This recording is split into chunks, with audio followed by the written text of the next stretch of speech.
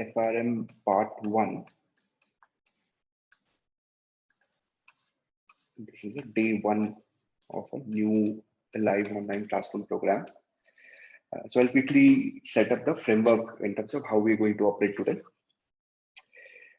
So I'm going to get started.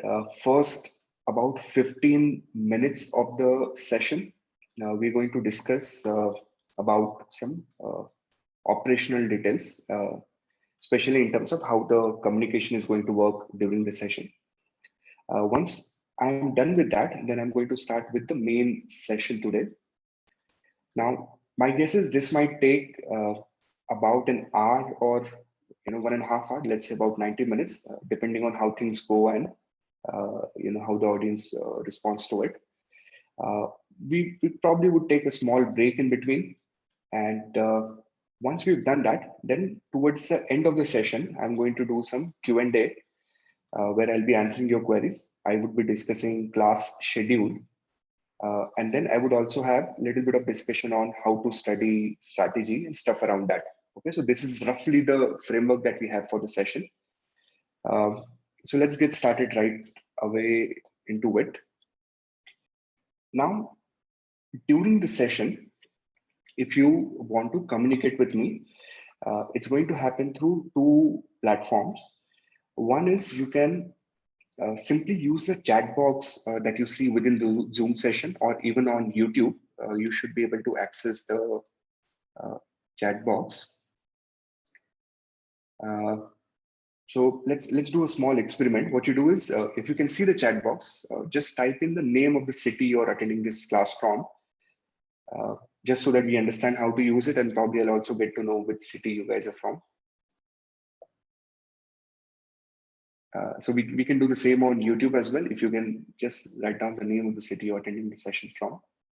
So we have a lot of guys from Pune, Bangalore, Mumbai, Singapore, London. Interesting. We have someone from Netherlands as well, Manchar. On YouTube, I can see we have some guys from Bangalore, Jaipur, Pune. Okay, nice to know that. Jagdalpur, right? Okay, good to know that, Gaurav. Okay, so that's one way through which we're going to communicate during the session. And I generally encourage people to ask questions. For example, let's say even today during the session, if I'm discussing something and you feel that you've not understood this, just use the chat box, type in whatever your query is or whatever you're not comfortable with, and then I'll try to respond to it.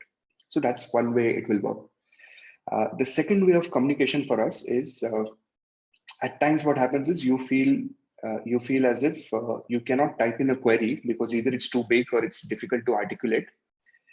So what you would like to do is you would just like to ask the query orally, the way we would do it in a live classroom.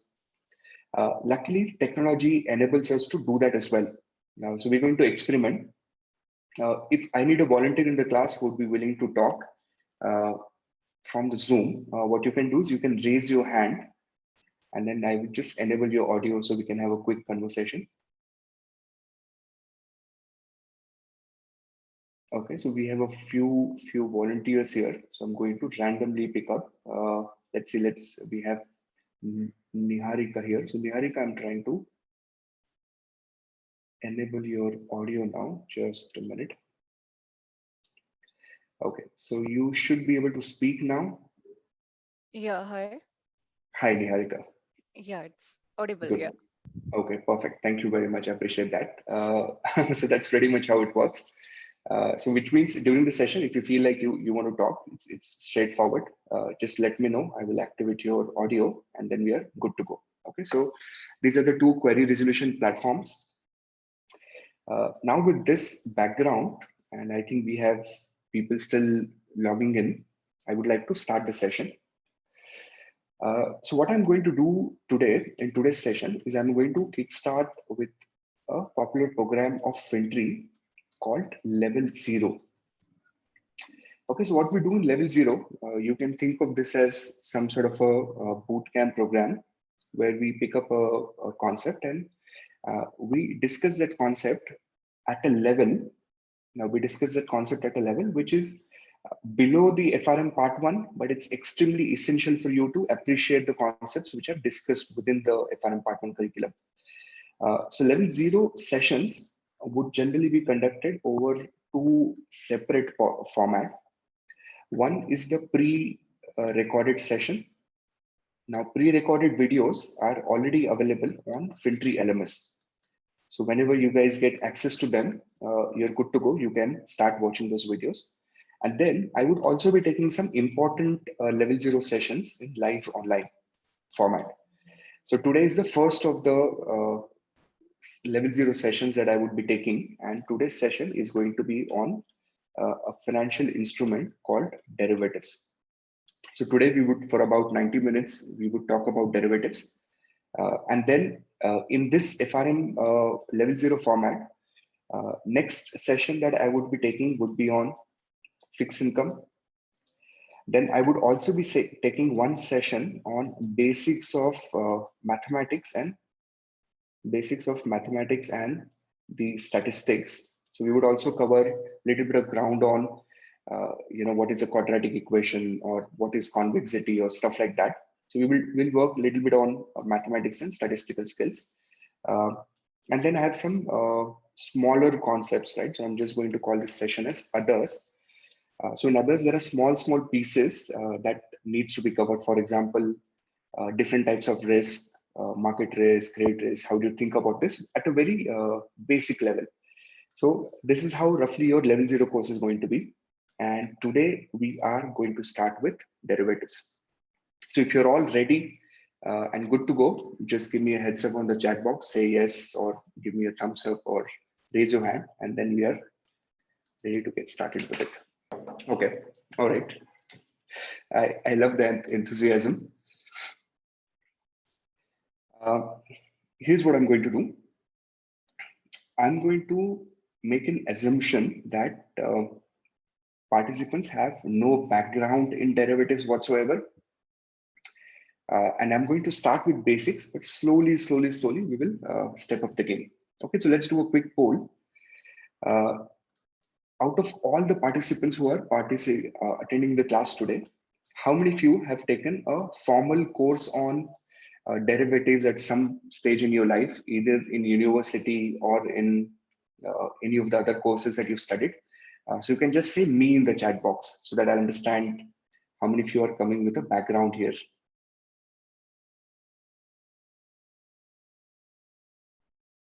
Okay, so I think here on the Zoom panel, I can see roughly about 10% people have a background. Okay, so second question, how many of you currently work, how many of you have a work profile that involves working on derivatives?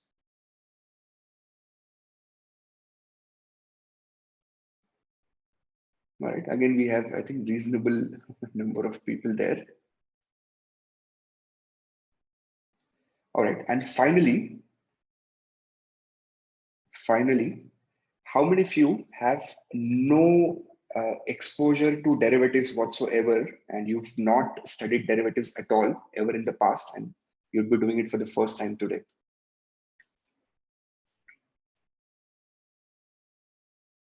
Okay, so we have a reasonably mixed audience. I can see there are, we kind of divided roughly 1/3 into each of the section. Now, today's session is more oriented towards you guys, where you've no idea of what derivatives is, and you're going to learn about derivatives. But even if even if you belong to category 1 or 2, I'm sure by the time we finish this session, there would be something for all of us to take out of the class. All right. So with this background, let us get started. Now, I generally like to start derivatives with a nice story, and the whole idea of this story is to kind of build a background on the derivatives. So what I'm going to do is I'm going to set up my story here, and the main character of the case study or the story of sorts that I've made up that we would be discussing is this one particular gentleman. So let me see if I can draw that well. So one particular gentleman, we're going to call this guy Mr. Shetty. Okay, so he's kind of going to be the main character that we have in the story today. Now, what does Mr. Shetty do? So Mr. Shetty owns a very popular restaurant in India. Let's say in the city where I live. So since we have some reasonable number of people from Pune, have you guys heard of this very popular restaurant called Vaishali? Have you guys heard of Vaishali restaurant here? Yeah. So it's kind of some sort of a South Indian cuisine type of restaurant. So let's assume that Mr. Shetty owns one of those restaurants. And here's what Shetty is up to today.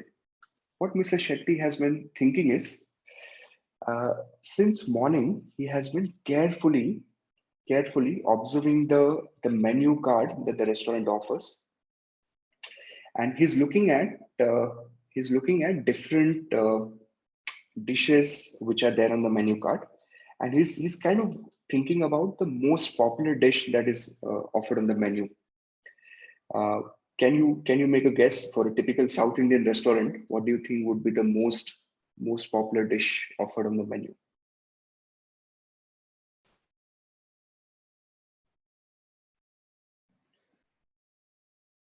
Idli, dosa. Okay, all right. So ape. Uh-huh. I'm going to stick to I'm going to stick uh, to to masala dosa. Okay, so now what is masala dosa here? For those of you not from India, just think of it as an Indian version of pancakes, Indian version of pancakes with a lot of potato filling inside. So what Mr. Shetty does is he sells his masala dosas, let us say, for a price of 100 rupees a piece, right? So you walk into his restaurant, you feel like you want to have this, excellent masala dosa, you would have to spend 100 rupees. Now, this is called the selling price. Now, what Mr. Shetty is doing is slowly, Mr. Shetty starts thinking about how does he produce the dosa? What are the ingredients? What are the ingredients that go into the production of this dosa? Right. So let's make a list of the ingredients. Tell me what do you think would be the ingredients with the dosa?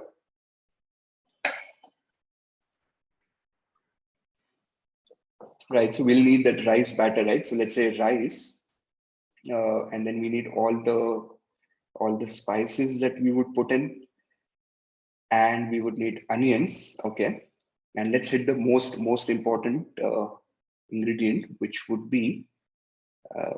which would be potatoes, right? Which would be potatoes.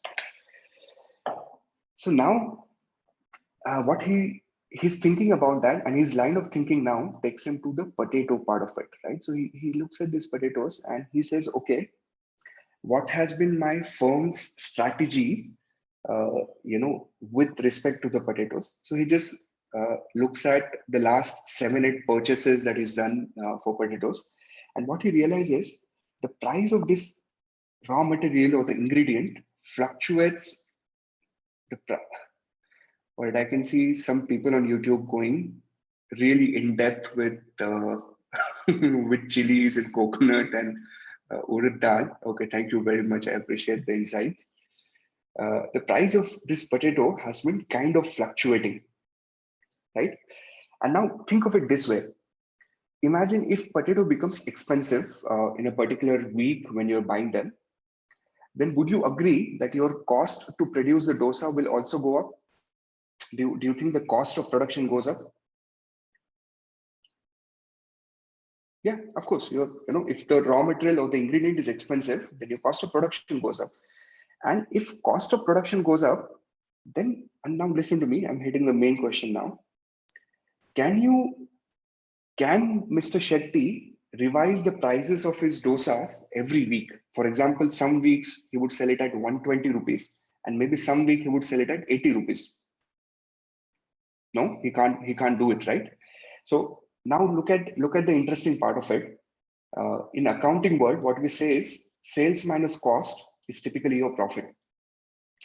Now, what's happening for Mr. Shetty is this sales price for him is fixed. This is not going to change, but the cost is kind of changing. So there are times when he would probably make it at 50 rupees. There are times when he would make it at 70 rupees. There are times when maybe he would make it for 90 rupees. And what this is doing is it is bringing in uncertainty in the business, right? And what Mr. Shetty does not like now when he's rethinking about his business strategy is he does not like the entire uncertainty that exists because of the volatility of the raw material prices. And this derivative, though, I'll get into the subject, but people look at it purely from speculative perspective. But the reason why the product like derivative was built in the first place was to help people like Mr. Shetty deal with this uncertainty problem. So now we're talking about a restaurant because all of us see that, so it's easier for us to imagine. But let's look at some practical problems now. Currently, I'm evaluating a particular company from an investment perspective in India. It's a company which is in the footwear business, and name of the company is called Relax. So I don't know how many of you have heard of this company, but they manufacture different footwears. Some of their popular brands is Hawaii or Sparks. Now, while analyzing the company, I came across the raw material that those guys use. And the raw material that those guys use is primarily made of two components, EVA and PU. Now, the prices of this raw material keeps on fluctuating very dramatically. And now think from Relaxo perspective, the price of raw material fluctuates. So their price of production fluctuates. But when they try to sell that product to the distributors, they cannot keep on changing their price every month because there has to be some sort of a consistency. So not only a restaurant owner, but a lot of businesses across the world face this difficulty, right? So coming back to now Mr. Shetty's story. So now Shetty is thinking, what can I do so that I can resolve the issue? So what can I do to resolve the issue? So here is what happens next. Now I'm going to introduce the next character in my story. So we have Mr. Shetty here. And the next character in my story is, I need a volunteer from the class. If anyone can raise hand. Okay, so I'm going to pick up Vinod Kumar. Vinod Kumar, in the meanwhile, if you can write down a quick introduction about yourself in the chat box, it will be helpful.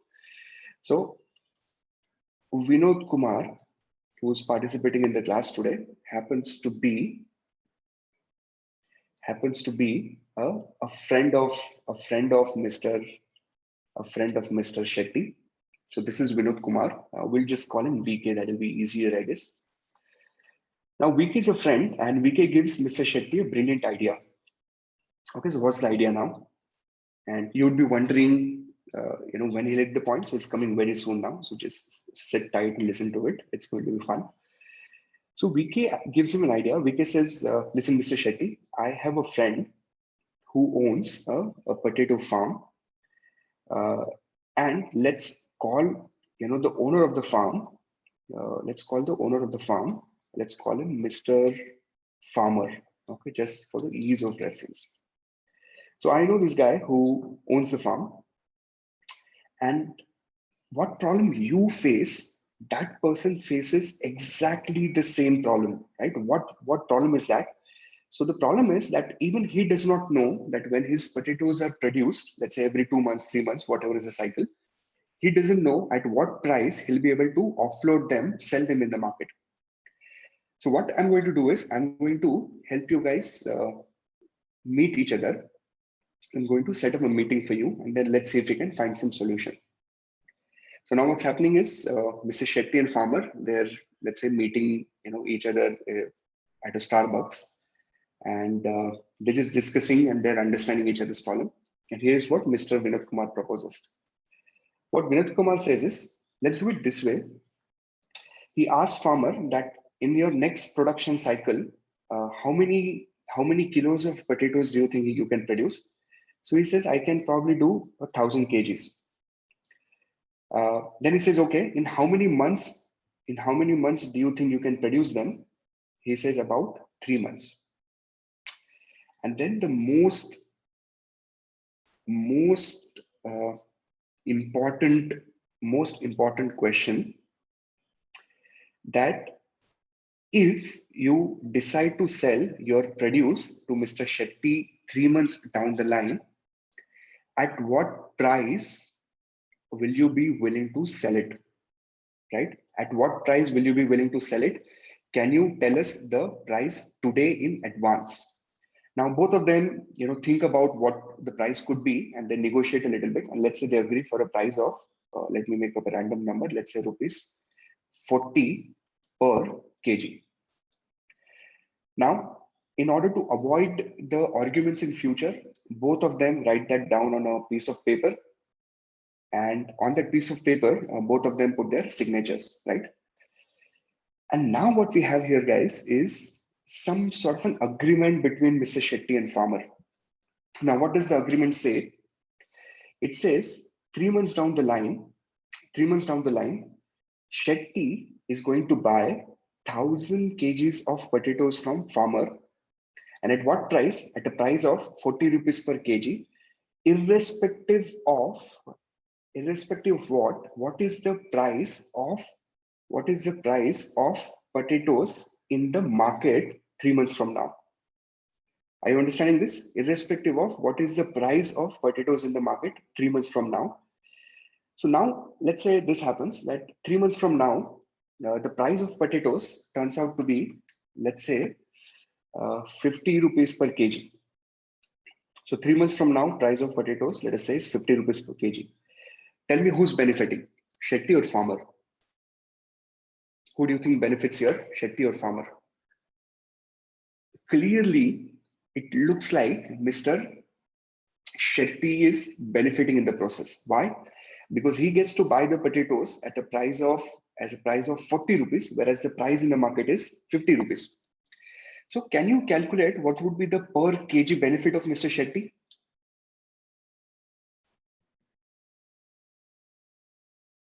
Per kg benefit of Mr. Shetty. Spot on, 10 rupees, right? Per kg benefit is 10 rupees. And if we convert that to total benefit, not per kg, but the entire benefit, including the entire quantity of 1,000 kg, what do you think the benefit would become? Yeah, spot on. It will be 10,000 rupees, right? So now listen to me carefully. Will it be right if I say that this agreement for Mr. Shetty is now worth 10,000 rupees? Is that a correct statement to make? That this agreement is worth 10,000 rupees for Mr. Shetty? Because if he loses the agreement, the entire money is gone, right? So is that a fair statement that the value of this agreement is now 10,000 for Mr. Shetty? Yes or no? What do you think?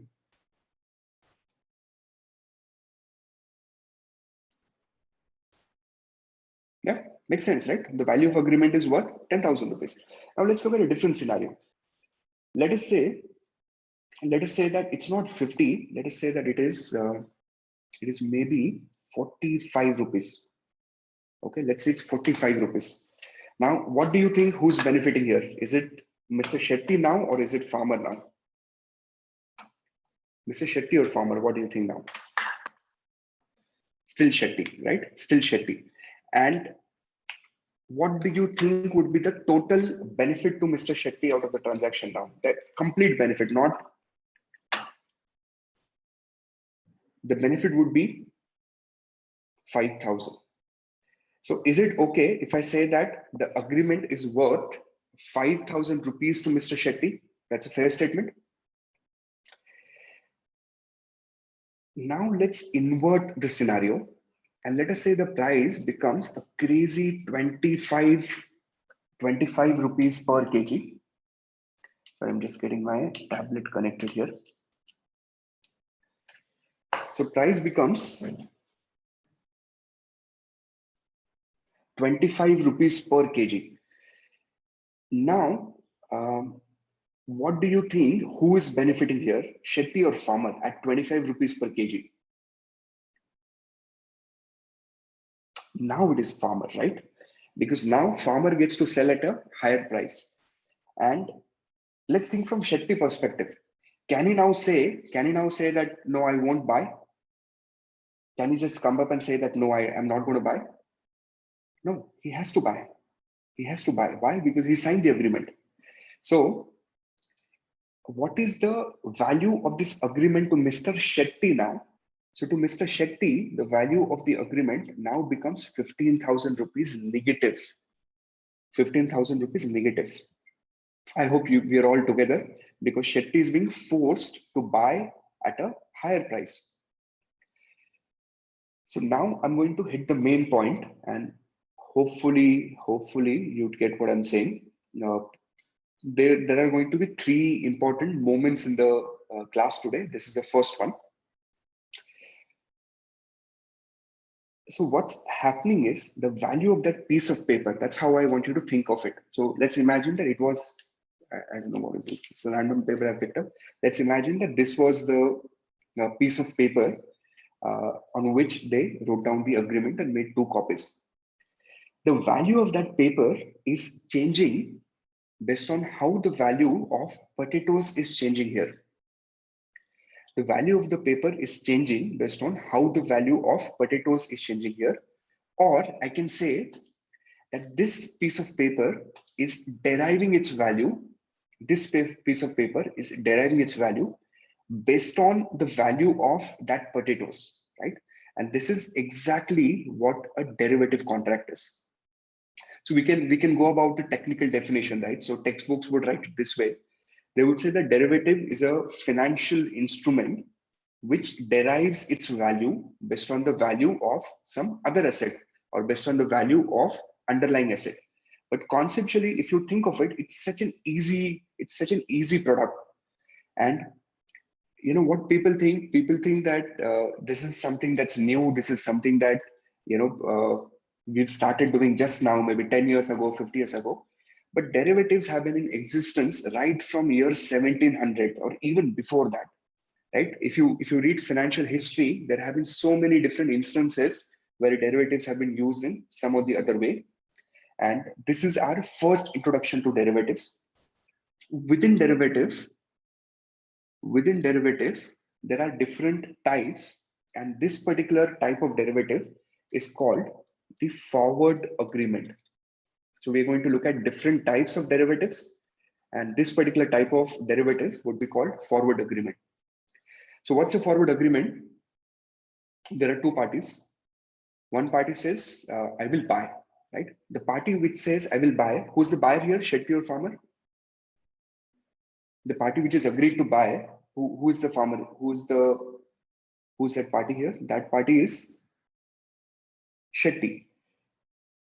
So the party which says that I'm going to buy, that party in the world of derivative, we call as long, right? So if you're learning derivatives for the first time, this probably has to go into the deeper part of the brain where you're going to retain it for the rest of your lives, that the party which buys, the buyer is typically referred to as the long. So when I want to refer to Mr. Shetty, I'm going to say that he's long forward. In the same fashion, the seller is called, can you guess what? Come on, all the experts in the class, help me out. The seller is called, correct. The seller is called short. So next time when I refer to someone Next time when I refer to someone as short forward, I'm referring to seller. This 1000 here is referred to as the contract quantity. This 3 month here is referred to as the contract maturity. Then this 40 is referred to as double quote price. Okay, so when I say forward price, I'm referring to this 40. And can you guess what is this? I get trashed a lot for my drawing skills.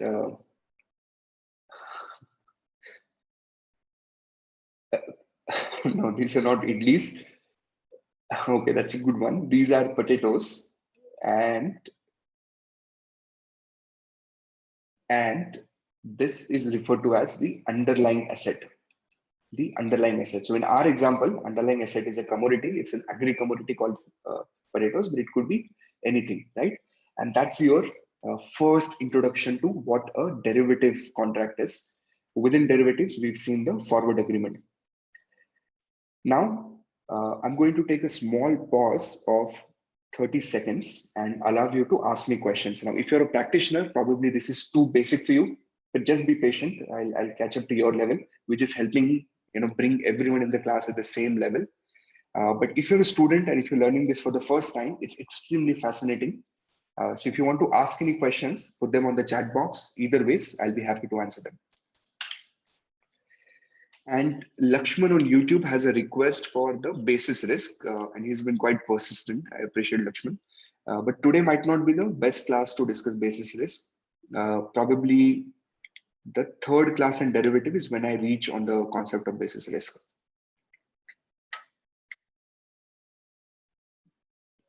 Right, so if you guys have any questions with respect to what we've done so far, just post them on the chat box. I'll try to answer them.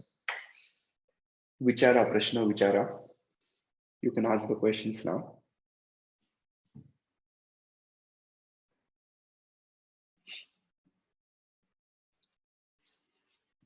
All right, so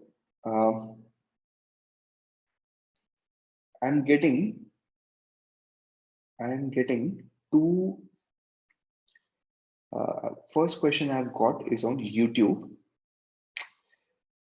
So question is, why is value not 40,000? Okay, so let me answer that question. That's a good question. And by the way, it's a part of your FRM Part 1 syllabus. So in derivatives, we typically tend to distinguish between what's the value and what is the price.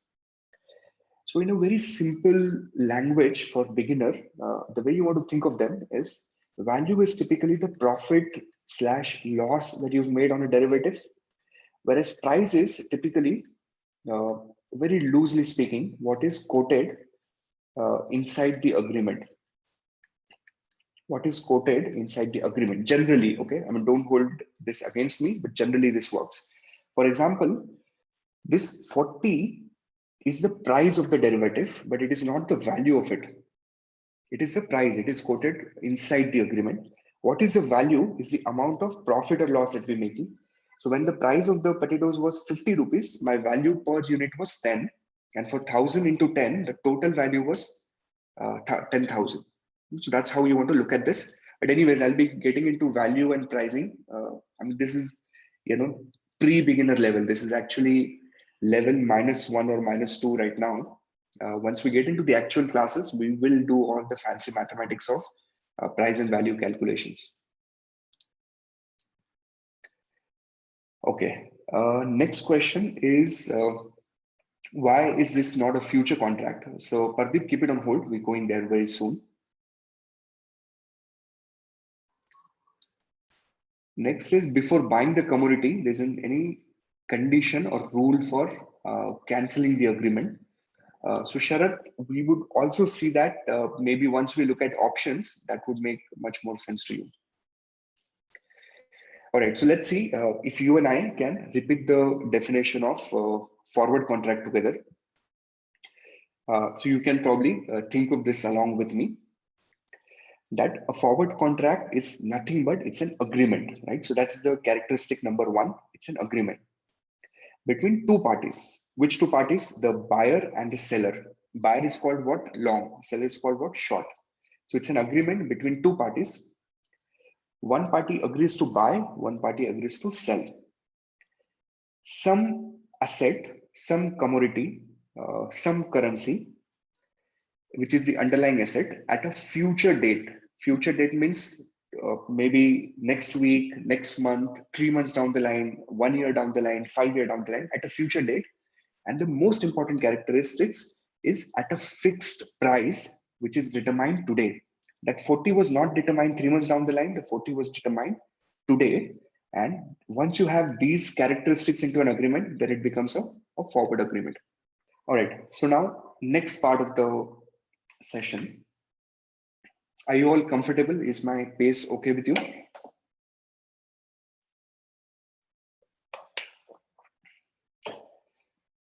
And if you're finding this too basic, just hold on for a minute. We'll eventually catch up to a level. I promise by the time I finish the session, all of you would feel that you've taken something out of the class. Okay. So now I was hoping someone would ask, but none of you really asked that what's the thing with this VK guy, right? VK, who was kind of the middleman here. None of you asked that why is he doing so much of work? What's in it for him? So now the next slide and next point of discussion is about the VK fellow. Remember who was VK? VK was the guy who where did it go? Yeah, VK was the guy who introduced Shetty with Farmer. So now we want to know what's in it for VK. Why is he doing it? So VK in this example was called a dealer. Okay, so some people might mistakenly call him as broker, but I think an appropriate word is dealer. And very loosely speaking, at the early days, how you want to think of this is the dealer was earning some sort of a spread. But let me simplify even further. At the risk of being technically wrong, the dealer was earning a little bit of commission. Okay, so that's how we can think of it. So when he introduced Mr. Shetty and Farmer together in Starbucks, he was like, you guys go ahead and discuss, give me my commission, and I'm good to go. So that's what dealer did. Now, Mr. Shetty is very happy with the transaction.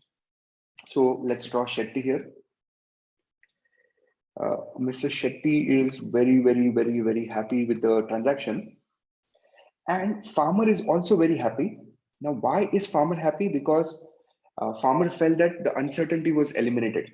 So on both the side, on one side, Shetty is happy. On one side, Farmer is happy. And most importantly, VK is super, super, super happy because just by introducing them, he's made good money in the process. So what Mr. Shetty thinks is, Shetty thinks that this is an incredible business. It's business of information. It's a business of information asymmetry. Had Shetty and Farmer known to each other, maybe they wouldn't need me. But now that they don't, it's a great opportunity for me to make money in the process. So now VK wants to increase the business. So here's what you do. He goes to all the restaurants in the town. He says, see, I'm doing this for Mr. Shetty. If you like, I would do it for you as well. Then he goes and connects with a lot of farmers. He tells them the same story that, for that farmer, I kind of, help him and I can help you as well. And then the more transactions you do, the more commissions you make. So now VK has been growing business, but he feels that he's kind of stuck. He's not able to increase it to the level where he would have liked to increase.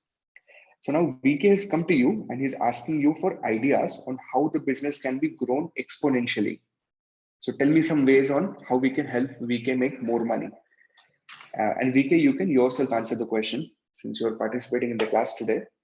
Tell me what can we do? The business of VK is to introduce Shetty and Farmer. So how can we increase the business? Okay, so I've got one idea on one idea on YouTube. Samir says references. So ask for more references. Okay, that's good. So references will work. Will come into picture during future.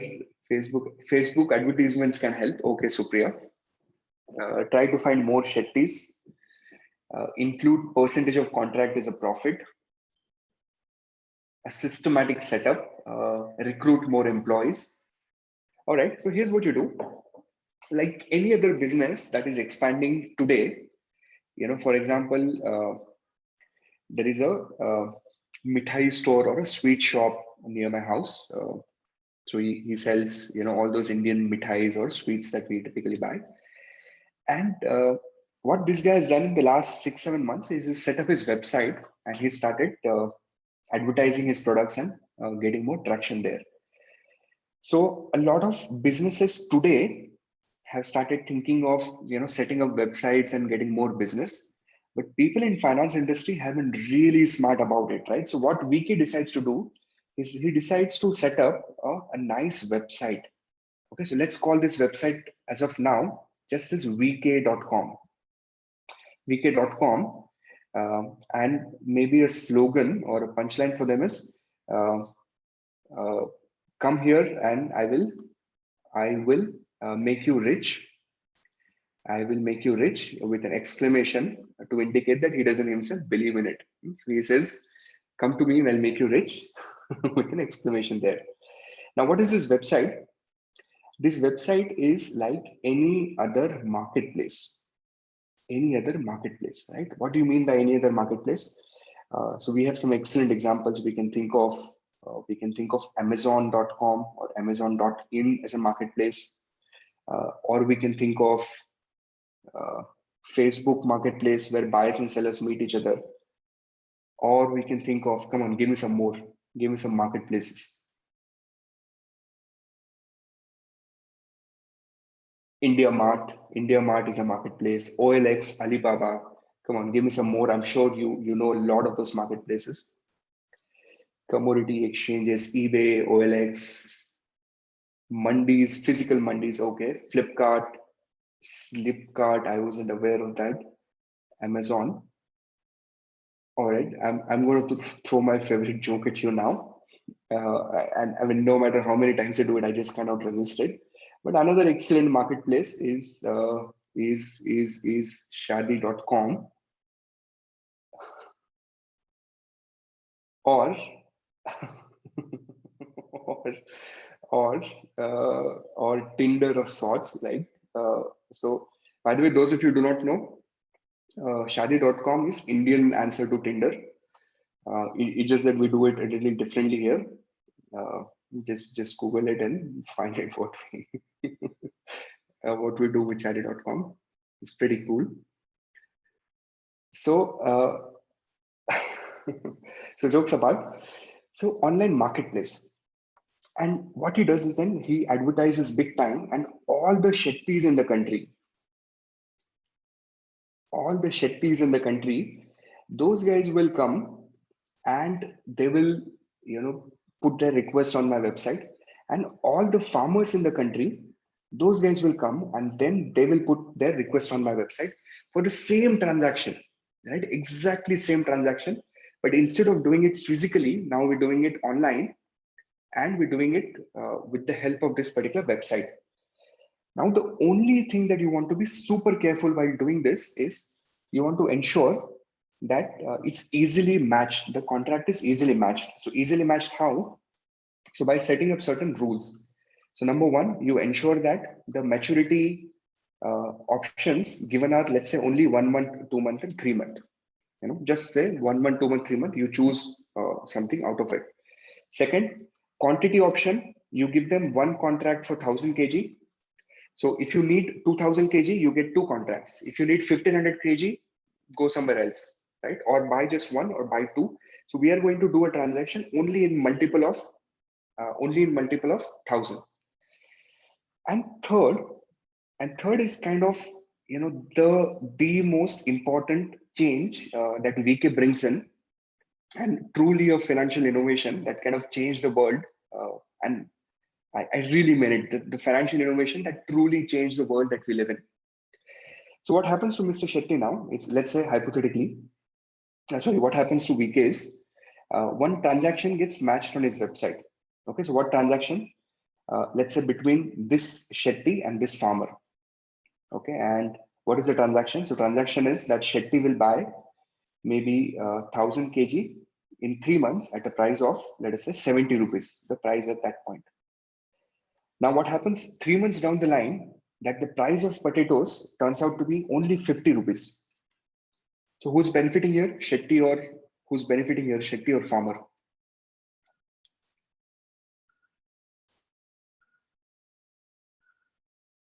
What do you think? Who's benefiting here? Farmer, right? Farmer, because he gets to sell at a higher price. So here's what happens. Farmer calls up VK. He's like, I'm coming to your office.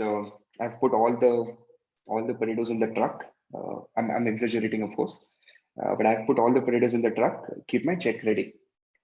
VK says, no problem, sir. VK calls up Mr. Shetty. He says, Mr. Shetty, farmer is coming to my office. You also quickly come down to my office and bring the check. Mr. Shetty says, what check? So VK says, sir, you forgot you entered into this contract on my website sometime back 3 months ago. Mr. Shetty says, no, forget about it. I don't need potatoes anymore. I closed my restaurant. VK says, no, sir, it doesn't work that way. You have to buy it at a price of 70 rupees. Now, what Mr. Shetty does is he cancels his call, blocks his number, and just goes out for a vacation. Now, the problem is that a farmer never saw this Mr. Shetty. Farmer came on VK's website, right? And VK had a photograph like this on his front page. So now farmer knows VK, and farmer doesn't care what Shetty did. Farmer is going to recover the money from VK. And that's not a good news for VK, because if this keeps on happening again and again and again, then very soon, VK would be in a big trouble, especially if the farmer is from Haryana. Haryana is, by the way, an Indian state for a very peculiar reputation. So if anyone who doesn't know, just Google it up. And anyone is from Haryana, my apologies. It's just a joke, since you guys know who I am. So, what VK decides, he decides that if this keeps on happening, and by the way, we call in finance this type of risk as the default risk, or if I have to use a more technical language, we at times also call this a settlement risk. So if this keeps on happening, then VK will have to protect itself. So he brings out rule number 3. And the rule number 3 is, he says, if you guys want to come and transact on my website, what I need you to do is to give me some sort of a security deposit. So come on my website, give me security deposit, maybe 5,000 rupees, maybe 10,000, depending on the contract, and there's a different math for it. And in case if you default, I'm simply going to snatch that money from your account and give it to the farmer, right? So now I have some sort of a protection to ensure that you guys do not default. And the moment these 3 rules come in, then the same old forward contract now becomes a much more sophisticated version of it. And this derivative now, it looked same like forward, but now with some more rules. So this derivative, we call this as the future contract, right? So this is what a future contract is. Now, Mr. Shetty is still long, farmer is still short.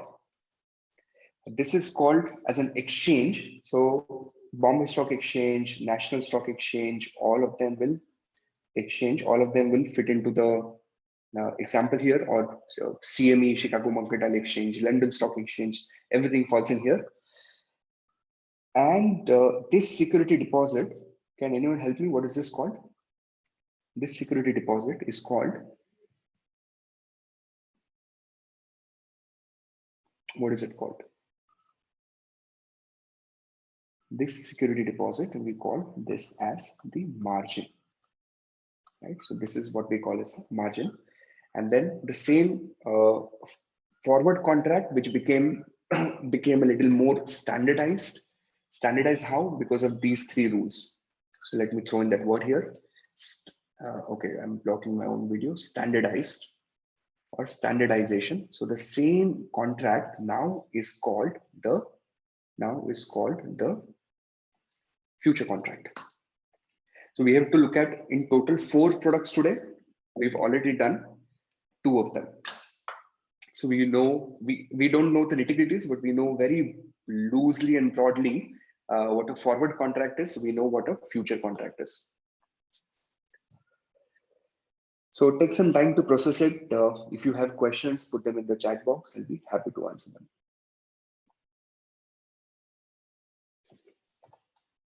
It's getting really hot in here.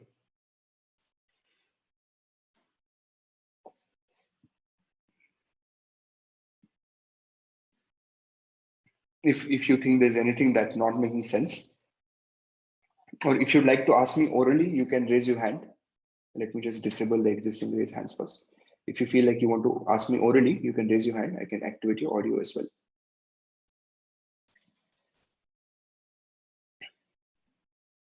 Okay, so we have Mohit here who would like to ask the question. So Mohit, I'm going to enable your audio now.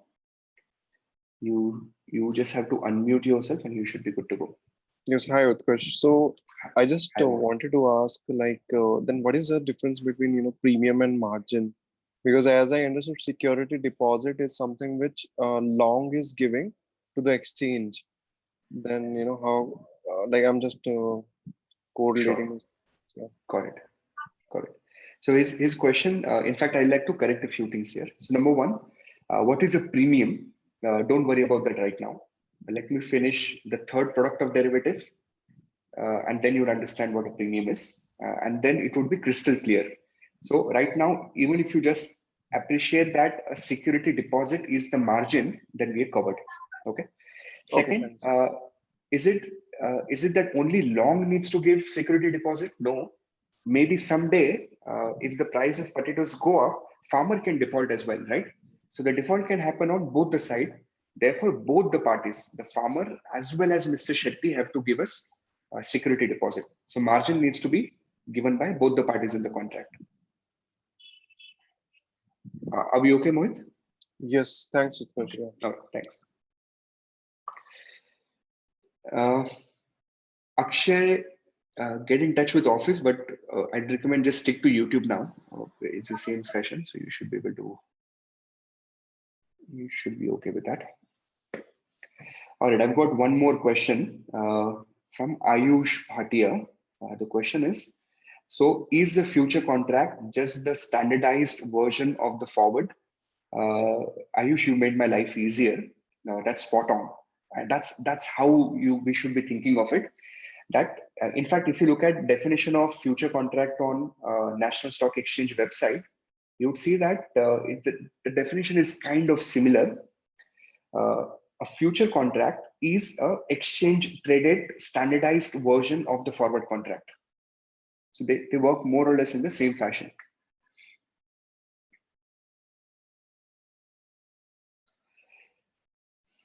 Okay, what would be the amount of margin? That's a really complicated business. In fact, in FRM part 1, we have a dedicated reading, not a dedicated reading, but a big part of a reading focused on the whole margin, understanding the margin business. So that day, when we learn the margin calculations, we'll get into it. But very broadly, amount of margin is a function of the level of risk that the underlying asset has, so the level of volatility. I don't want to use technical language today, but how fluctuating the asset is. That is one of the determinant of the amount of margin. Who decides the margin? Great question, Sumant. So margins are minimum thresholds are decided by the regulators. So in the US, the FTC, or in India, SEBI, and exchange can also decide. The margins are decided in collaboration with exchange and the regulator, and a broker.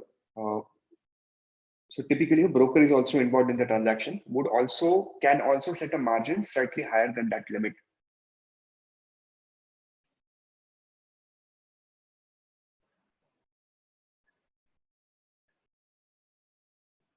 Okay, let me take one from YouTube here. Is there any time limit in the future and forward contract? Yes, Gaurav. So every future and forward contract has a limited maturity, right? 3 months, 1 month, 6 months. That's the time limit. Can big corporations get into future contract? Yes, of course, all the time. They can get into future contract. They do get into future contract. They make money, they lose money. That happens all the time. We have a lot of case studies in the Part 1 syllabus. So we'll definitely look at them.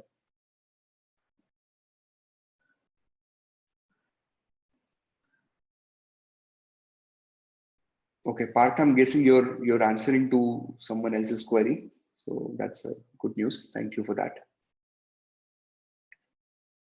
Okay. All right. Hopefully it's going good for you. Let's discuss some important pieces of it. Number one is about the class timing and format.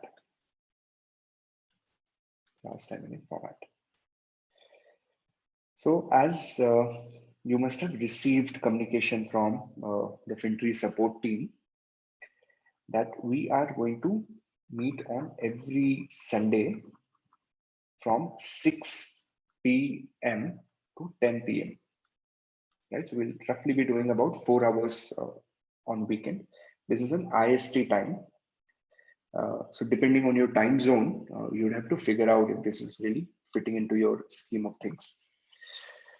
Now, one disclaimer is that this time may not be sufficient for me to finish the entire FRM Part 1 curriculum.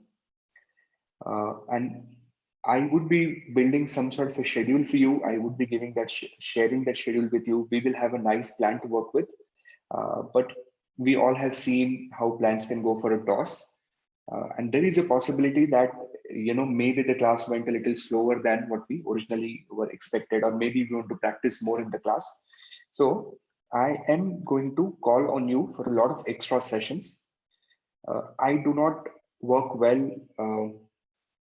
if there is too much of teaching pressure. If I have to finish syllabus within a particular time space, generally, it makes me very uncomfortable. So there would be extra sessions. I would try to keep them on Sundays, but there's a chance that I might call you guys on Saturdays as well. Okay, so there's a probability there. And in the extreme scenario, there's a possibility that we would also have sessions on weekdays. Now, if I'm doing sessions on any time apart from Sundays, for example, if I'm doing sessions on Saturdays and weekdays, I understand that many of you would not be able to attend because of your work commitments or whatever situation.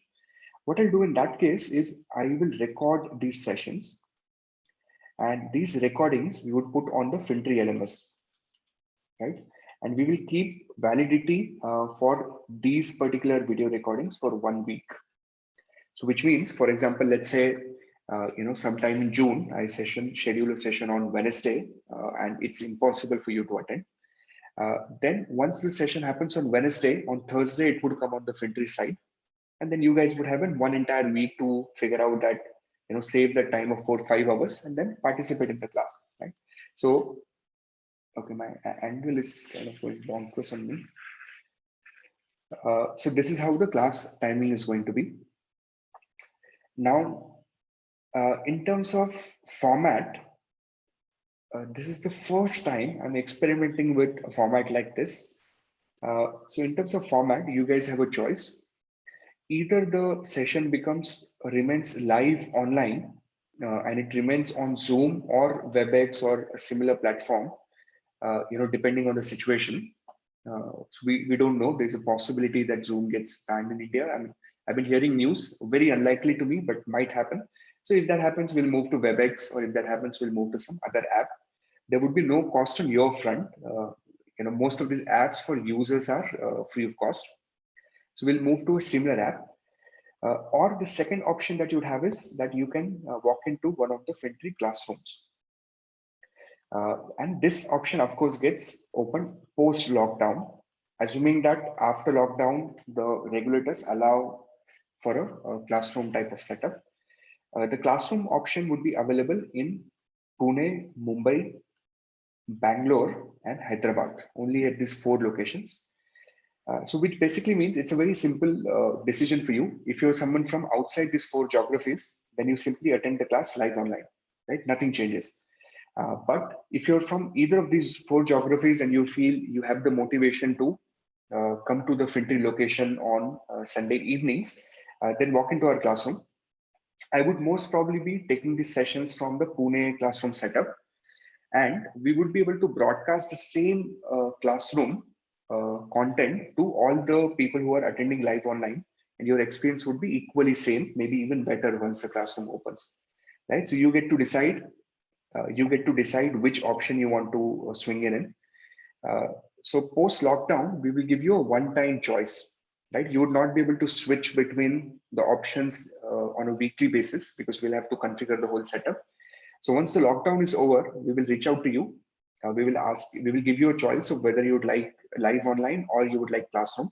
You choose that, and depending on that, then your option is fixed, and then you attend the classes accordingly. Right. So this is about class timing and format. Hopefully you're all okay with it. Now, second is typically what would be a class like, or what would be a session like. So what would be a session like? So every session that I would be doing with you, it gets typically broken down into 3 parts. So at the beginning of the session, for first 15 minutes, what I do is something called as a warm-up session. Now, I've been doing this warm-up type of sessions for last 10 years across a lot of classes that I've taught, and they have proved to be extremely effective with the candidates. So what we simply do in warm-up sessions is I would be throwing some random questions at you. Maybe, for example, today we are learning derivatives. Very soon I'll be showing you some calculation part. And then I will throw that question at you maybe 3 months down the line in one of the warm-up session. So what it will do is it will force you to remember what the concept was, and it will force you to solve that there on the spot. And this is a very important skill to have, because on the exam, it's going to be impossible for all of us to be 100% revised and writing the exam, right? Because the syllabus is so large. So if you feel that I'm going to revise everything a day before the exam, it's not going to happen. So your exam is going to be more like these warm-up sessions, right? And that's what we're trying to replicate here. Then we'll have the main session, which would last depending on what topic we're dealing with. And then typically towards the end of the session, at times even in between, we do something called as jamming. Now, jamming is kind of the younger cousin of warm-up. So what we do in the jamming, and why do I call it jamming, is I was traveling to Himachal Pradesh, and I remember I was in Manali for a couple of days. I was staying in a backpacker hostel, and in the main lobby or room there, some of us were jamming with the typical sense of the word jamming, and then we never realized that when the jamming got over, and suddenly we got into some sort of a rapid fire Q&A format. So when I came back from that vacation, I took the same jamming and I started doing it in the class, and it's been working pretty well. So this is a rapid fire Q&A round orally. Okay, so I would probably pick any one of you randomly and ask you questions about them, and you'd have to answer them. And if you're not able to answer, then we would typically punish you in some of the other ways. It's more, same like school days, maybe even worse. And your punishment could be anything, right? So I don't know how to punish you people in online format, but trust me, I'll figure out something. I'm highly motivated there. So that's typically how a classroom structure is going to be. Then third, how to study. So for you guys, the study structure is kind of really simple. Step number 1, you have to watch the video of the topic that I would be discussing in advance. right? So for example, now we are in level 0, so we're basics. But let's say we start FRM curriculum, and in the first class, I tell you that we would be discussing, let's say, banks. So we have a reading in financial markets and product called bank. So if we're discussing banks, we already have a video on, sorry, 1 minute, I'm a little low on battery here. Okay. So we already have a video on banks. We already have a video on banks in the FinTree LMS. So what I'm going to expect you is to watch the video before you participate in the live class, right? And the whole idea with that is that the videos are made to help you learn the syllabus from an exam perspective. They're comprehensive videos, but in the live class, what I would be doing is supplementing that with a lot of case studies. For example, now we would be studying about bank reading. So in the live class, I will discuss the concepts, but I would probably pick up balance sheets of a few banks, and then we would try to look at some of the numbers and discuss about capital adequacy ratios of certain banks and their strategies around it. So what the emphasis in the live session is learning by doing things rather than just learning by listening or watching. So I would be giving you assignments, read this, read that, analyze that. And that's how you supplement the videos in the live session. And then in step number 3, when you go back home or when the session is over, then this is where you're expected to revise and practice. Revise and practice during the week. So what are the typical revision or practice sources? So of course, number 1 is the FinTree juice notes on FRM part 1. So I'm still working and updating and adding some new content for the 2020 curriculum. So they would take a little while for them to be available. The 2019 version right now is available. So you would get access to the juice notes. These are graphical flowchart based notes from which you would be able to revise the concepts easily. Then depending on the time that is available with you, I'll recommend that you read through the GARP material. And if you feel that it's impossible for you to read GARP, then maybe you can consider reading through the Kaplan notes. Okay, but generally, if you're attending the class, then I don't think after the class you're going to find GARP material very difficult, because my job is going to be take the same concept discussed in GARP, break them down into smaller pieces and simplify the language. Then in terms of practice, your primary practice is going to be the weekly quizzes that I'll be giving to you. So I'll typically be writing about 5 to 6 questions every week, and I would be sharing these questions with you to practice. And on top of that, once in a while, there would be tests that would be conducted, and I'll be telling you depending on how much syllabus we've covered. So this is roughly what you have to do home when you're back at home after the class, and we have to repeat this process every week for next 3, 4, 5 months, depending on when you're taking the exam, and finish all the readings that we have in the syllabus, and that's it, job done. Okay, so this is typically what is my expectation from you. And the fourth part is how much time do we need to invest in studying? So this is a fairly easy question. Let's assume that you're a working professional, and let's assume you have your time crunch because you're fitting in your family and your work office schedule, everything into a single day.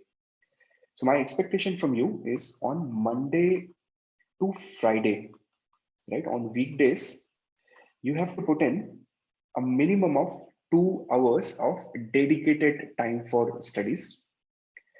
And on Saturday and Sunday combined, you put in 15 hours. Now, how do you put in that 15 hours is up to you. That's, by the way, inclusive of your class time. So maybe, you slog on Sundays, you start at 4 in the morning and you spend the entire day on Sundays, or you break it down into smaller pieces, 7 hours on Saturday and Sunday. So you figure out how you want to do it. So if you follow this equation, what we end up with is We spend about 10 hours of studies on weekdays and additional 15 on weekends. So that's 25 hours per week. And typically 4 weeks a month. So we're looking at 100 hours a month type of investment. And if you have a time of roughly 4 to 5 months, so if I multiply this with 5, we're looking at an investment of 500 hours into studies. That's a reasonable time for you to cover the syllabus in a very comfortable fashion and pass the exams. Okay, so that's roughly going to be the expectation on the time front. So I think I've covered most of the things here. If you guys would like to ask anything, you can ask me now. I've discussed about class timing and format. I've discussed about how the session is going to be like. We've discussed on the expectation on the time investment.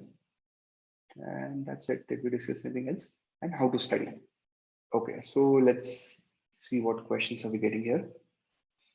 How do we get access to the FinTree LMS? So Pardeep, once you've signed up for any of the FinTree course, typically an LMS access comes complimentary with that. If you sign up for an online, anyways, that's what you're paying for. But if you sign up for a classroom, you get access to FinTree LMS. So there are different variants. So what I'll recommend is just look up the FinTree site. That will get you all the information. Or if you've already signed up, just write an email to admin. They will help you set up the process.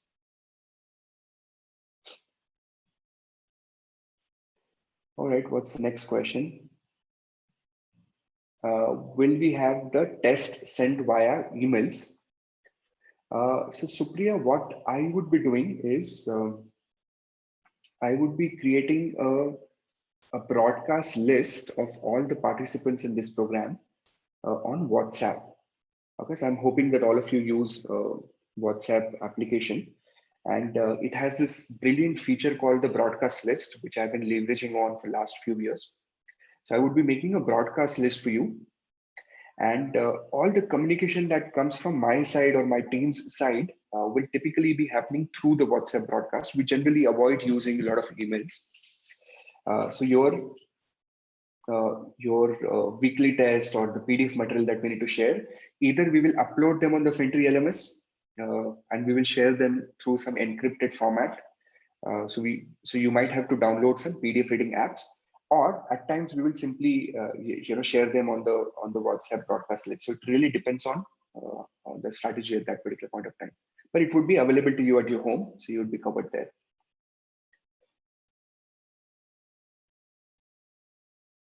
Order of study, Mudit, I discussed in one of the classes that I did on live YouTube, I think about a week back. And Shahrukh, I will be working on a more granular schedule for you guys, where we'll have a week-wise target of how many readings we need to cover, which readings I'm going to outsource to you people to watch videos and then quickly discuss in the class. So I'm still working on it, and it will take me at least 2 weeks because there's a lot of design thinking that goes into it. So once that's ready, I'll share it with you. And in the meanwhile, we're just learning level 0, right? So almost next 3 weeks, you can expect just to do level 0 with me. But the difficulty level of level 0 will also start rising as we progress. Just a minute. Okay. Can we have juice notes for 2019 till the time 2020 gets ready? Mohit, just keep it on hold for a month's time. And in the meanwhile, you anyways don't need the juice notes because I'll be sharing my class notes PDF with you. So once the 2020 is ready, it will be easier for us to share that with you. Where can we find practice questions? That's a great question, guys. Avinash has asked, where do I find practice questions? So Avinash, there's a major scarcity with FRM Part 1 practice questions everywhere in the world. There are a couple of prep providers who've tried writing them, but somehow the quality is not at the level at which you would expect it to be prepared for the FRM exams. Either they're too abstract and too difficult and maybe too mathematical, or either they're just way too basic. So this season, what I've decided to do is to write a few questions every week. I don't think I'll be able to write a lot of them, but probably 7-8 questions a week is what I'm targeting. And these questions, I would try to make them very representative of how the actual exam is going to be. So I've kind of, I mean, not boasting, but I've passed FRM exam twice. At the part one, and the whole idea with that is, I mean, I haven't applied for charter because then after a few years your charter expires, and I get to write an exam and get a sense on what is it that they're really trying to do with the test. So I would rope in all that experience. I'm not saying that I'm going to copy the question, but I'm saying that we'll get a sense on what style they use while writing the question, and those questions is what I would be writing every week and sharing with you guys.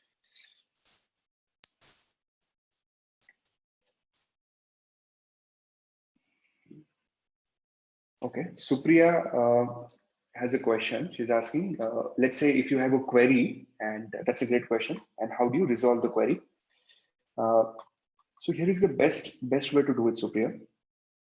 See, for CFA, we have a full-fledged team that answers people queries, and FRM also we've recruited a few subject matter experts. But I've realized that most of the time, those people are either busy or they don't know the content that well. So the best way to resolve your query, is simply ask during the class. Since you know that what topic would be discussed at that particular point of time, ask during the class. Now, generally, after class, after the session gets over, I wait back for 10 to 15 minutes to answer, people's queries. So that time you can post your, this is not working for you. The third option that you have is you post your queries on FinTree forum and give us a little time. So one of the things that we've done with FinTree forums is we have been able to build a reading-wise forum for FRM Part 1, which means for every reading in your syllabus, there's a dedicated forum for it. So you can go, and that forum allows you to upload images, and there are plenty of options available. So you go on this forum, post your queries, and give us a little time for responding the query there. So these are the three options you have. You can choose any of the option and try to get your queries resolved.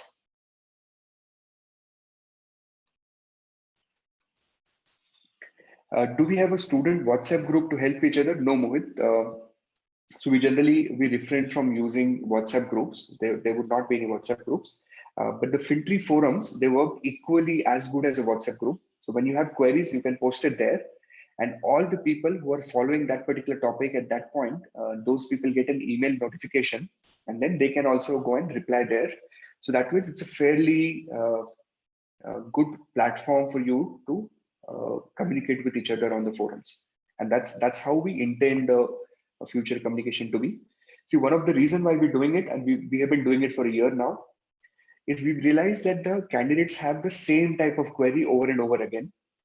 So we saw that there's a lot of value in reading someone else's queries being answered, right? And that's the whole idea with these forums.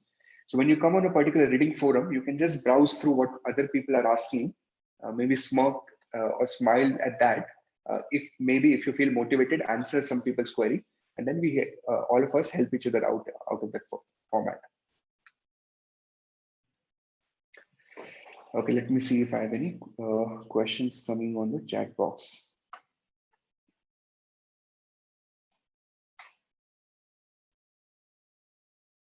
Okay. All right. So are we more or less okay here? Do you want to get started with the topic again?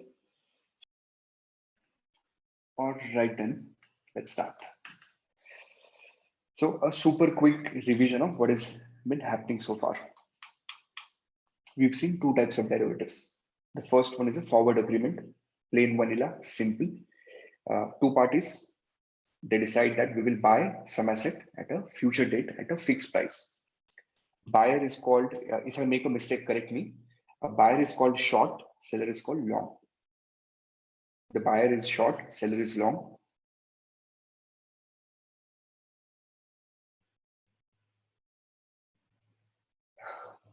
Okay, smart people.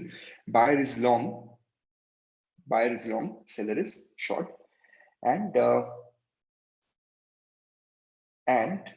and both provide a security deposit to VK. Both the parties have to provide a security deposit to VK.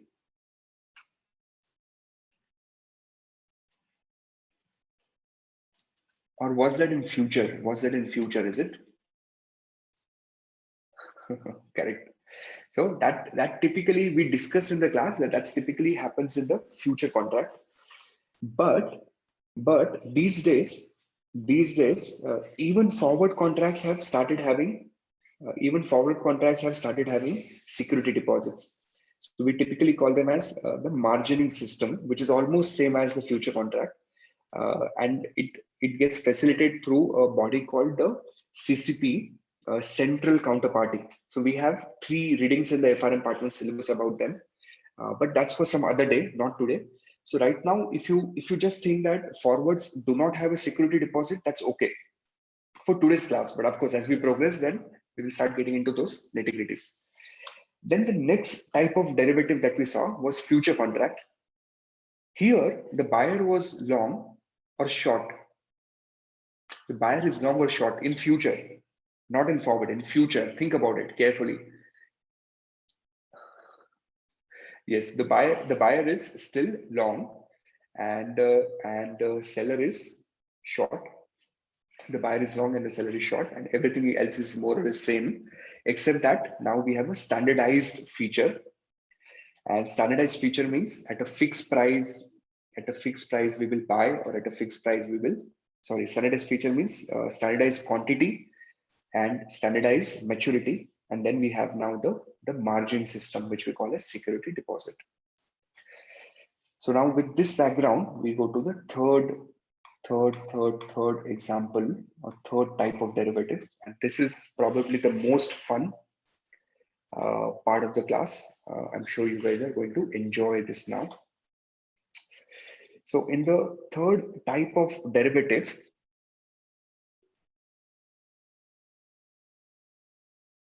Ayush, now keep it on hold. Let me just finish the topic, then you can ask these queries again. In the third type of derivative, here is what's happening. And this is, by the way, I told you there are going to be 3 important moments in the class. So this is the second one, right? The first one, do you remember? What was the first one?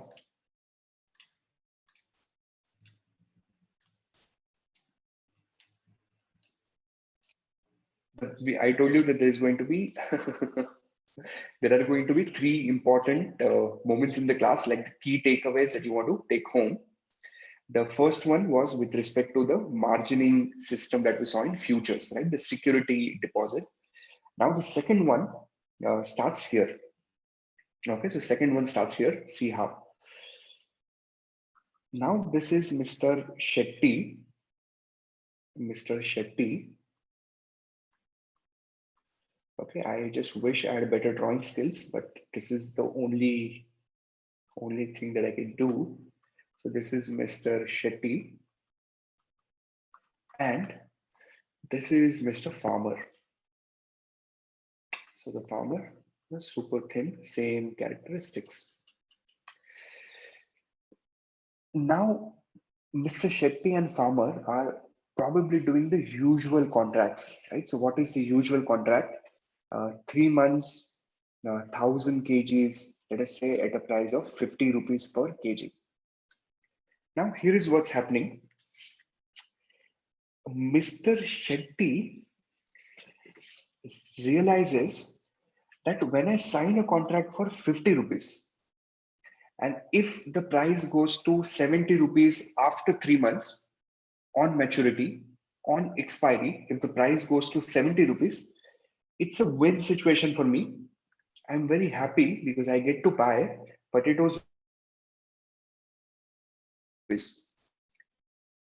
However, if the price becomes 40 rupees, then it's not a very advantageous situation to be in, because now I'm forced to buy at 50. I'm forced to buy at 50, Whereas the price in the market was how much? 40 rupees, right? So I'm buying expensive and I don't like that. So Mr. Shetty now thinks that can I do something like this? Can I just make this contract in such a way that it always helps me? So let's make this guy a slightly crooked character here, right? So he kind of starts using some tricks on farmer, and this is how I can draw that character. So here's how Mr. Shetty tricks him. So Shetty and farmer are meeting in the Starbucks, the usual meeting, and they do the contract. Hold on. What I'd like to do now is I would like to put one additional terms and condition here at the bottom of the contract, right? One additional terms and condition, or one additional term, one single clause, and that's it. So Mr. Farmer says, okay, what would be that clause be? And here is the clause. And an extremely important clause, a clause that's kind of going to change the entire landscape of how derivatives were looked at. It's the clause which is going to bring in rocket science level of mathematics into derivatives. A clause which completely changed, how finance industry operates, and it gave it a completely. Yeah, I'm building up. So here's the clause. The clause is, I will buy at 50, whatever the price is there in the contract, only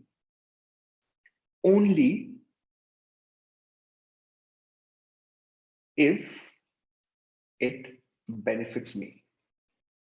It's crazy. Okay, are you having audio trouble, is it?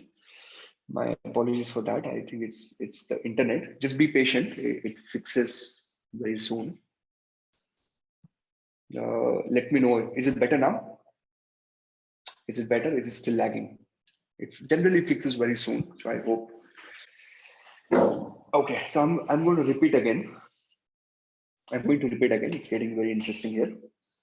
So what Mr. Shetty says is, Mr. Shetty says that please let me put a clause here. Okay, so just one clause, and that's okay. Farmer says, okay, agreement. So Shetty says the clause is going to be that I will buy at 50 rupees. I will buy. Okay, I think it's still buffering on YouTube. Has my audio improved? Is the audio better now? Okay, all right, thanks. Let me just put a comment on the YouTube so that those guys know. Audio improves in a minute.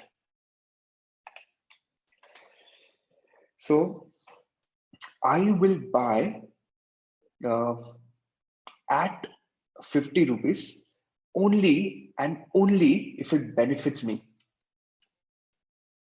I will buy at 50 rupees only if it benefits me. And as a student of finance, we think, okay, that's one clause. What difference is it going to make? But what this clause did is it completely changed how we look at derivatives today. This clause brought in, and that's what I was saying, rocket science level of mathematics. And I'm not exaggerating, by the way. And I will prove it to you when we go to a particular type of formula in options called Black-Scholes model. You'd appreciate that Black-Scholes is built on certain physics concepts, which are typically also used extensively in the rocket science world, used at a lot of places actually. So, so that one particular clause, what is the clause? I will buy at 50 only if it benefits me, otherwise I will not. So Mr. Farmer says, listen, this is confusing me. Maybe I don't understand what you're trying to do here. I'm not going to allow you to sign the clause. Okay. Mrs. Shetty says, no, please let me put the clause. Here's what I'll do. If you let me put the clause, I will give you I will give you, I will give you 2000 rupees, Indian rupees. I'll give you 2000 rupees today. You take this 2000 rupees today. Today means when? At the time of signing the agreement. At the time of signing the agreement, you take this 2000 rupees from me. And this 2000 rupees, this is yours. You do whatever you like. You keep that 2000 rupees, you have fun with it, you go crazy. That 2000 rupees belongs to you. I'm giving this 2000 rupees to you as a compensation for you to sign this agreement with my added clause. Now, if after 3 months, if I decide to buy these potatoes from you, I hope you guys are alert now. If after 3 months, if I buy these potatoes from you, I am not going to adjust that 2000. That 2000 I gave you, that's your compensation. I will still pay you 50. Correct? So farmer says, okay, what's the deal? Maybe he's being generous. He's giving me 2000. He says, okay, the deal done. Now see what happens. What happens is after 3 months, the price of potatoes becomes a crazy 150 rupees. There's some sort of a shortage in the market and potatoes are not available. Mr. Shetty calls a farmer. He says, do you remember we signed this agreement? You're supposed to sell me these potatoes at 50. So farmer says, okay, fine. I'll sell you at 50. Shetty benefits immensely. But let us say the price is not 150 per kg. Let's say the price is maybe a reasonable 65 rupees per kg. Do you think the Shetty is going to buy at a price of 50 when the market price is 65 after 3 months? Yes or no? Yes, of course, yes. Why not, right? It's benefiting him. It's benefiting him because something that's worth 65 rupees is buying at a price of 50 rupees. So absolutely, why not? Makes sense. Okay, but not 65. Let's say it is 55 rupees. What do you think? Will he still buy? Will he still buy? Yes, because he's still getting to buy it at a cheaper price. But if the price of potatoes,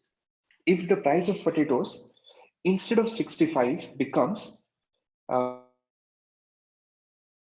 let us say 45 rupees. What do you think? Whether Shetty is going to buy now? What do you think? Whether Shetty will buy at a price of 50? No, he wouldn't want to. But farmer will call him. Farmer will call him. He'll say, farmer will try to call him. Shetty will not pick up the call. So what farmer will do is he will call his wife maybe. So farmer calls his wife. He's like, Shetty is not picking my call. So wife disconnects. The farmer calls neighbor disconnects. Then farmer gets frustrated. He shows up. My dear friend, do you not remember we signed the agreement? You're supposed to buy the potatoes from me at 50 rupees. So Shetty will say, my dear friend, is my audio lagging? Is my audio okay? I'm so sorry, guys.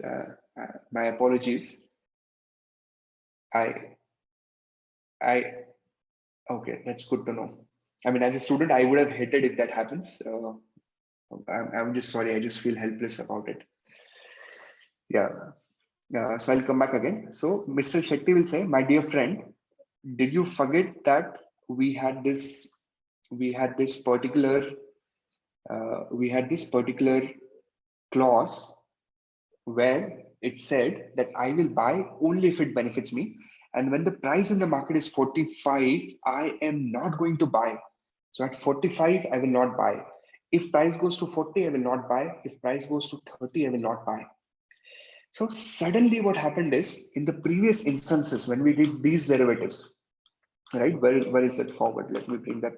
When we did futures, when we did forward, it was kind of symmetrical. It was helping both the parties in one go. But suddenly now that symmetry is gone for a toss, and suddenly now it is just helping one person at a time.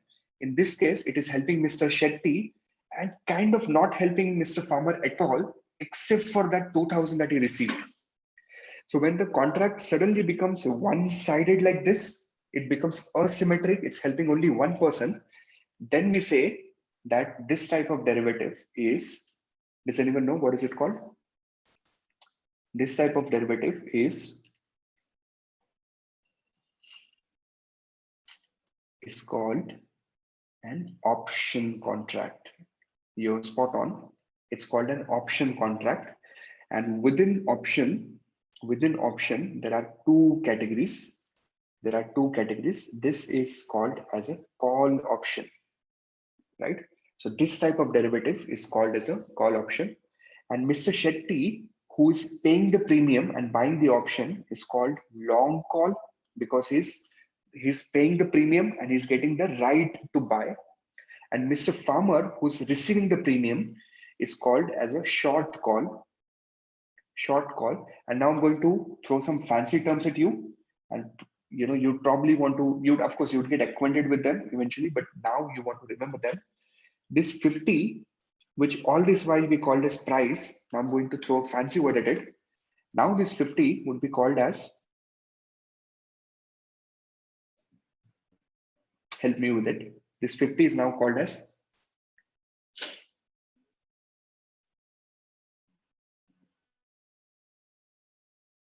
your stuff well.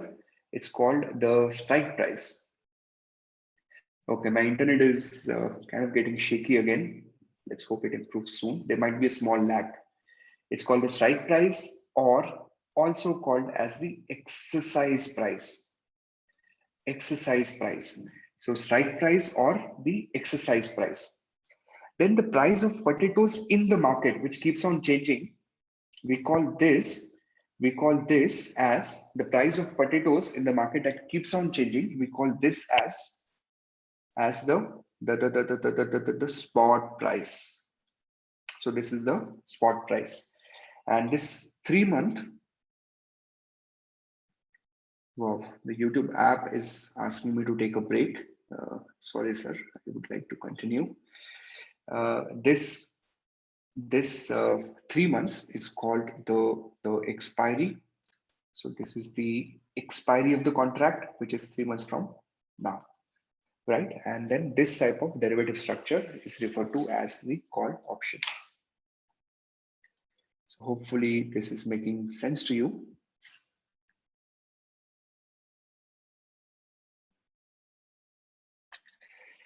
And now I'm open for questions. If you want to ask anything, I'll be happy to answer them. What I want you to remember with call option is suddenly it became asymmetry, and it suddenly started benefiting only Mr. Shetty and less to Mr. Farmer, except for the premium. Okay, sorry, I missed on this. I'm so sorry, my apologies. This 2000, which I happily forgot, which is kind of the real game here, by the way. This 2000 is called as the option premium. So some of you were getting confused with security deposit and premium. This is the premium. It is the compensation given by the option buyer to the option seller, the long on the option to the short on the option.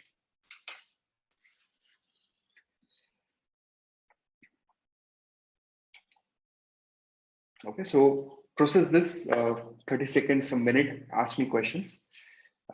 Then I'll try to answer them one by one. And in the meanwhile, I'll get rid of water for myself.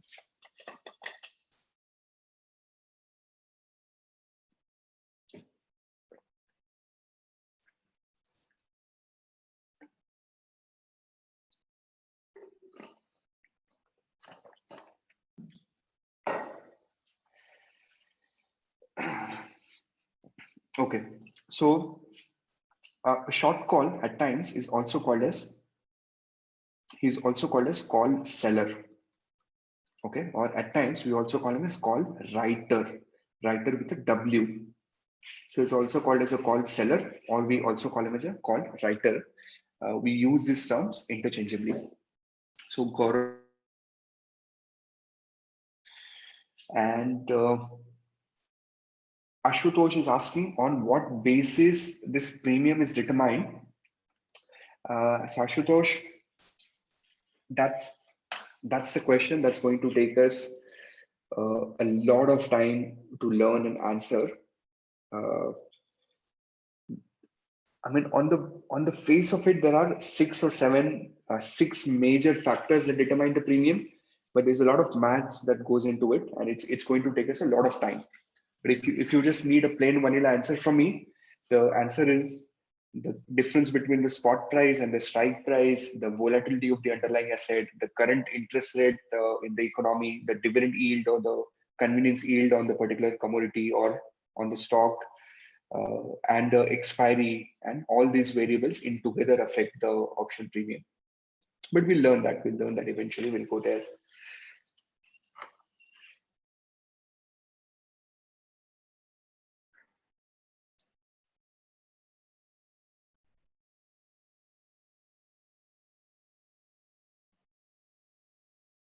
Okay. I'm getting few more questions here.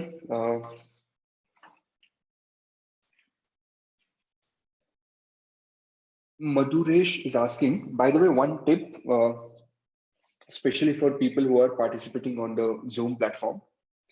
Whenever you're posting a query in the chat box, it gives you two options, panelists and attendees.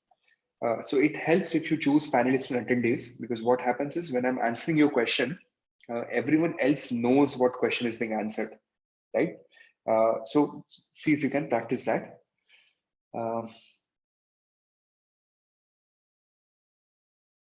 Okay, let's see what Madhuresh is asking. Madhuresh is asking, at the time of contract, how the potato price is fixed for 50 rupees. How is it decided?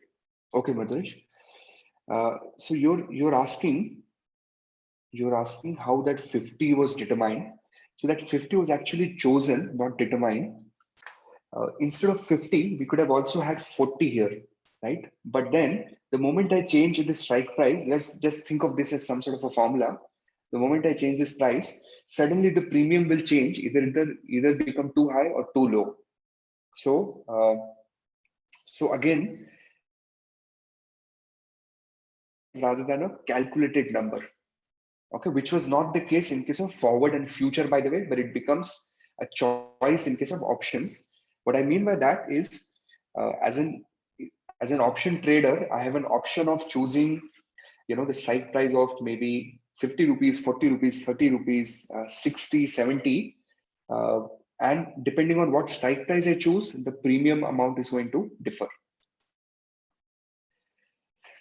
Okay, in case if I have missed your question, you can consider posting that back on chat box again so that it comes on the current feed. It becomes easier for me to answer.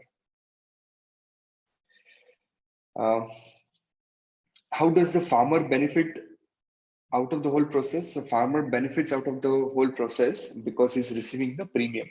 So farmer, the main game that he's playing here, he wants to get that 2000 and he wants to benefit out of it. Where is VK? Kadambini, right now I have put him to sleep. He will come back very soon, maybe in the subsequent classes. The actual VK, no offense to you, we're talking about the fictional VK in the class.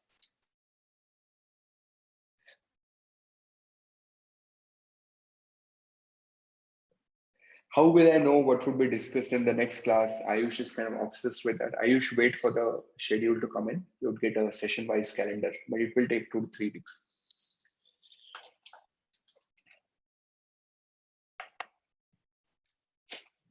Okay. Partha is an answer for you. All right. Are you guys feeling okay with call option?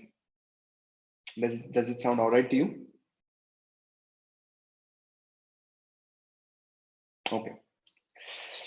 Now let's invert the story. And what you say now is, you say that, okay, this is Mr. Shetty here, right? So nice, round, fat Mr. Shetty. And this is a farmer. This is the farmer here. And looks like it's zombie to me. And they signed the usual contract, just 3 months, 1000 kgs and 50 rupees. But this time what happens is, this time it's the farmer who decides that I'm going to trick Mr. Shetty, right? It's the farmer who decides to play the game. So what farmer says, listen, Mr. Shetty, this time let me put a clause inside the agreement. Okay. So Mr. Shetty says, okay, it seems you've learned my game. What clause would you like to put? So farmer says, I would like to put this clause that I will sell at 50. I will sell at 50 only if it benefits me. Only if it benefits me. I will sell at 50 only if it benefits me. So Shetty says, okay, that's fair, but then you'd have to pay me something. So farmer says, okay, no problem. I will pay you 1800 rupees. Right? I will pay you 1800 rupees. And intentionally kept this number different than 2000 for some technical reasons that you guys would appreciate as we progress in the course. But this number is, again, I pay you 1800 and you give me the right. So now the same option, right? The same derivative, but now what has happened is it has now become in favor of Mr. Farmer as against the Shetty. So it is still asymmetrical. It's still, that way, but now it's in favor of Farmer rather than Shetty. So this type of option, we call this as, can you help me? This type of option, we call this as a put option. This type of option, we call this as put option. And now here is your eureka moment. Farmer, I told you 3 points. So we discussed the asymmetry in the second point, and here's your third major point and takeaway from the class. Farmer is considered as the long put, and Mr. Shetty is now considered as the short put. So now farmer is going to be on the long side. Now, to some people, this is very confusing because, of course, the obvious question that I get after this is people would come and tell me that, Utkarsh, sometime back you told us that buyer is long. Then how come farmer becomes long? Because farmer is selling the potatoes. So my answer is that what farmer is doing is farmer is buying the right. Farmer is buying the right. What is the right? Right to sell. And therefore he is considered long here on put option. So it's not about potatoes that is determining long or short here. It's about who is buying the option. So farmer is the buyer of the option. The option happens to give him a right to sell. So that's why long put and short put. And as usual, we will call this as expiry. We will call this as the premium. And this is going to be the contract quantity. And this is going to be the price. That's it. So this is how a put option works. It is still an asymmetric contract, but now it suddenly moves in the favor of the farmer.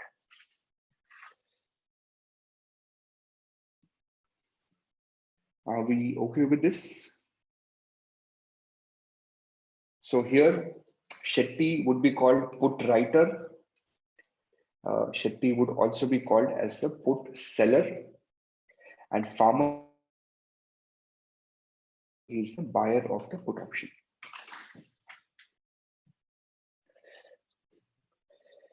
So on YouTube, Akshay is asking the question. He's asking, so does it mean that the buyer of the option is always long? The answer is yes.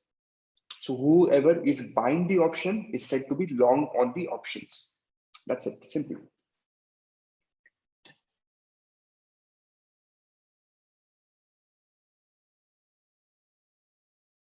Okay, Ashi is asked a brilliant question. Ashi is asking, why would anyone get into the asymmetric contract though?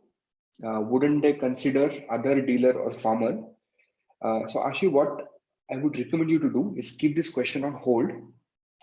And in the next class, I would be discussing something called as the 3 type of players in the market, right? So the hedgers and the arbitrators, and the traders. So once you learn the three type of players in the market, you would automatically find answer to this question, and you would see the value in the call option there.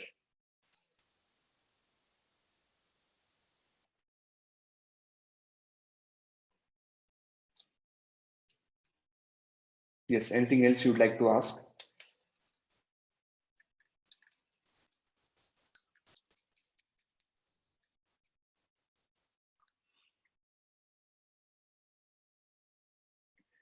Premium amount will be bargained by Mr. Shetty.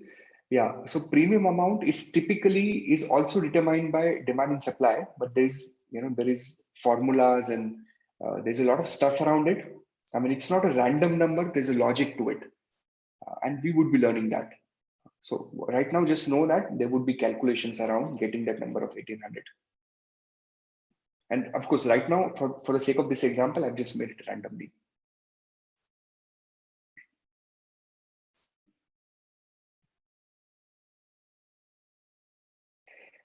So will we consider the whole contract as options? Yes. So this is an option, but which type of option? This is a put option. In the previous example, we saw which type of option? We saw the call option. I put myself on mute, and for a fraction of a second, I was talking to myself, and I tend to do that. And that's why probably people find me weird. But anyways, so what I was saying is, I think we've done enough for the first class. I don't want to load too much on you in one go. So the fourth type of derivative is pending. That's called swaps, by the way, but that we will do in the next class. And what we will do now is we will do two things. Number one, we will quickly revise through what we have learned.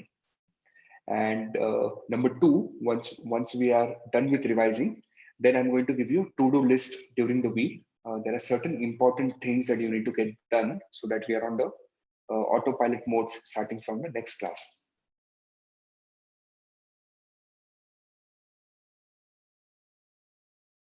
I did that again, I'm sorry. Before we start the revision, one request to all the people who are on YouTube, and including the ones who are on Zoom. Maybe once the session is over, you can go on YouTube. Please like, comment. What I realized is reminding people like this makes a big difference. I never did this in the past, but I've started doing it in last 1 month, and it's working. What we're trying to do is we're trying to reach 100,000 subscribers, and I think if you guys participate a little on YouTube, that really helps us in the long way. So please help on that front. Now, getting back to the revision concept, let's quickly revise what we've learned so far. There are 4 types of derivative that we have seen so far, or we've seen 3, but we know that there are 4 types of derivatives. So let's start with the definition of derivative itself. So derivative is a financial instrument. Derivative is a financial instrument that derives its value, that transforms the value, or let's say derives its value based on the value of underlying asset. Now, what could be underlying asset? In our example, it was a commodity, but it doesn't have to be. Underlying asset could be equities, underlying asset could be bonds, it could be currencies, it could be anything, interest rates. Now, within derivative, we have seen that there are 4 categories. We have discussed 3 of them. The 4th one is pending. So we've discussed what is a forward contract. We have discussed what is a future contract. We've discussed what are options. Discussing in the next class, what is swaps. Now, is anyone from the class willing to volunteer and speak about the forward contract? Help everyone revise what forward contract was. Just raise your hand, I'll enable your audio. Anyone who wants to volunteer for the discussion on the forward contract, raise your hand, please. I'll turn on your audio.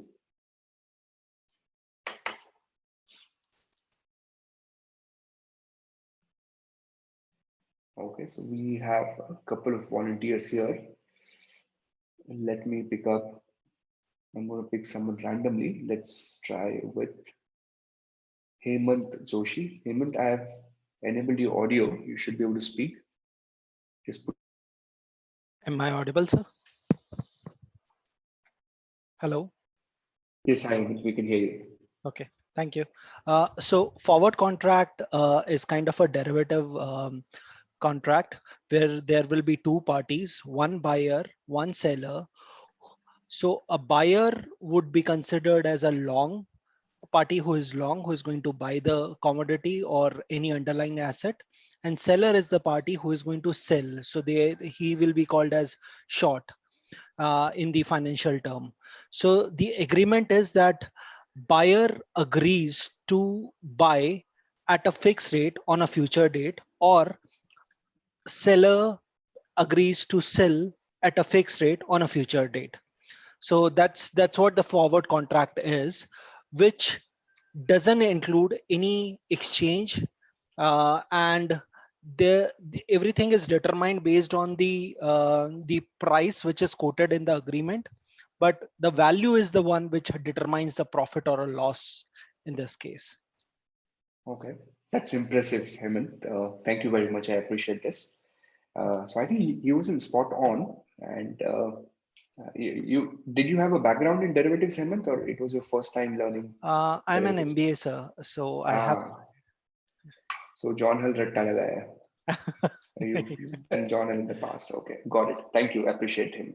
Thank you. So forward is there are two parties, one buys, one sells, long, short, future, date, future. And typically, we call forward as a OTC product, by the way.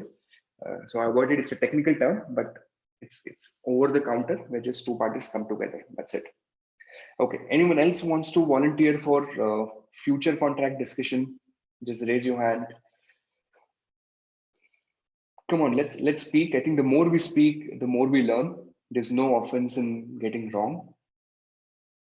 All right, let's pick up Supriya here. Supriya, I've enabled your audio.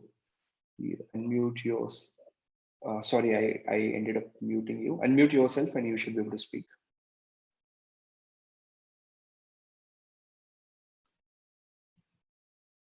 Hello. Yes, hi, we can hear you. Yes. So future again we have two parties, buyer and seller. Now here we will go through this contract via exchange, and Yes. And here we will have the standardized approach. So Right. the contracts will have fixed maturity.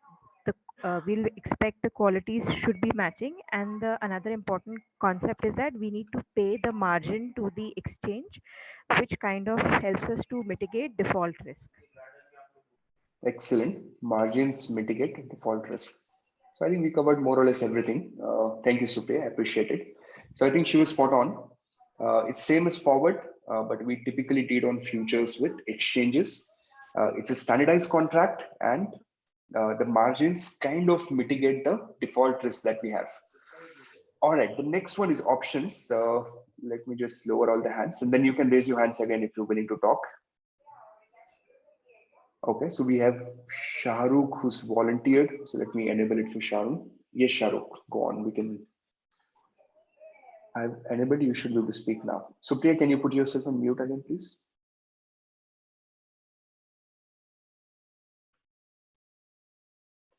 Shahrukh, you're on mute. You would have to probably unmute yourself before you start speaking. Yeah, can you hear me? Yes, now we can hear you. Yeah, so options contract are similar to future and forward contracts. The only difference is the one who pays the premium gets the option. In case buyer pays the premium, in case the buyer pays the premium, we call it call option. Whereas if the seller pays the premium, we call it as a put option, long put. Okay, wonderful. Anything else you would like to add? No, everything else is covered in future and forward. It is similar. The only thing is we get an option once we pay the premium. And here we are only having the right to buy it. We are not having a right and obligation. We are only having a right. Correct. Okay. All right. Perfect. Thank you very much, Shahrukh. I appreciate. So again, options: call put, long call, short call, long put, short put, right? Two types of options and two positions each.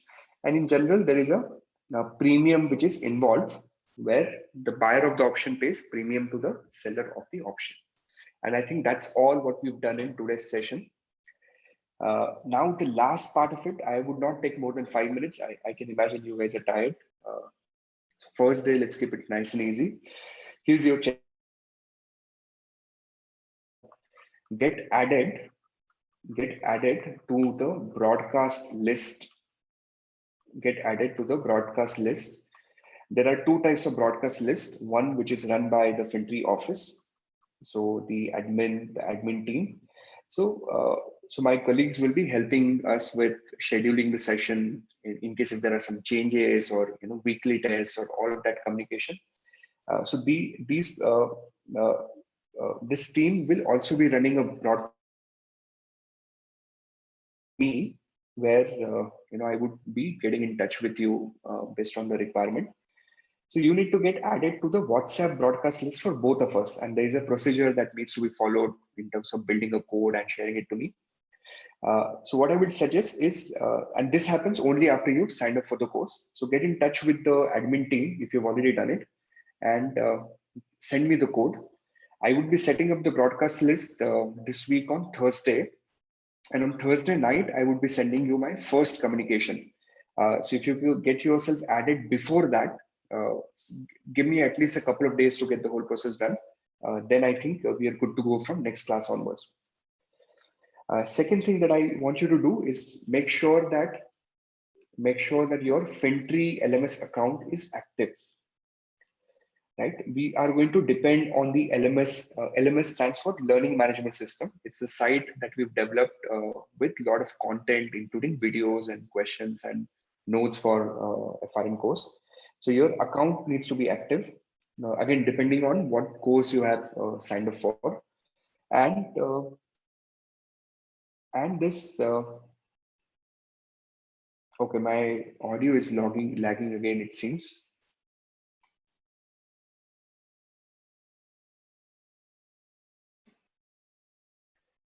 Do you want me to repeat? Do you want me to repeat what I said, and repeat from where? Repeat from the broadcast list or repeat from point number 2? Or did you get it?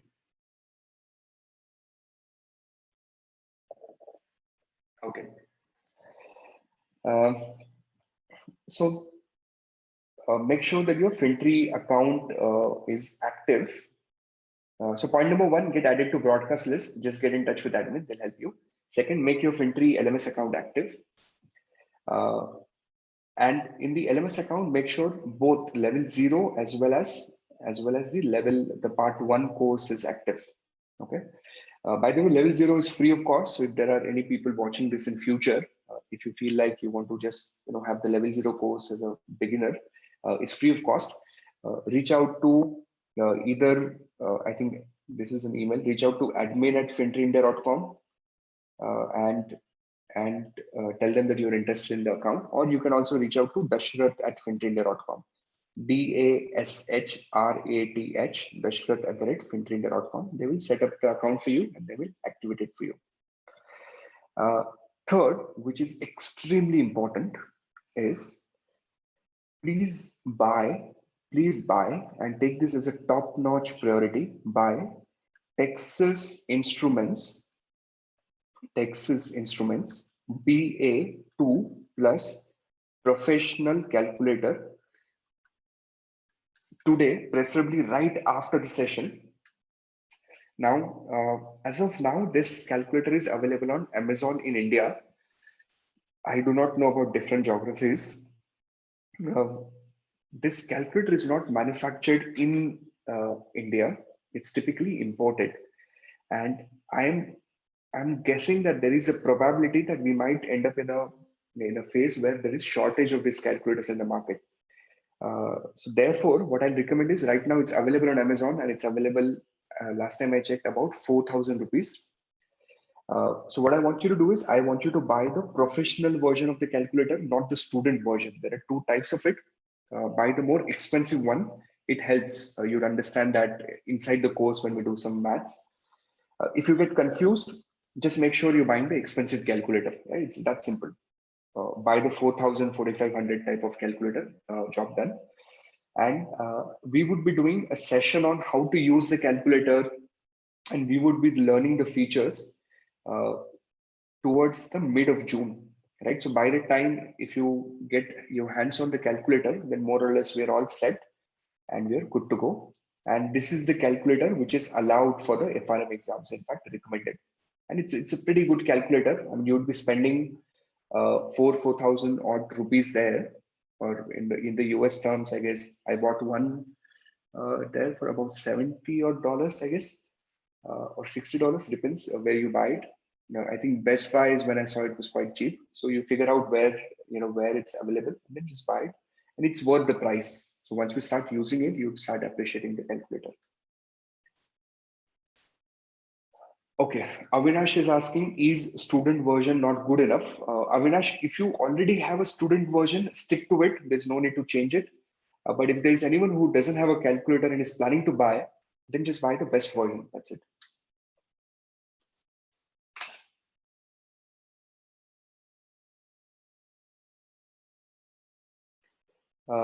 Tanisha has a tip for us. She's saying don't buy from eBay.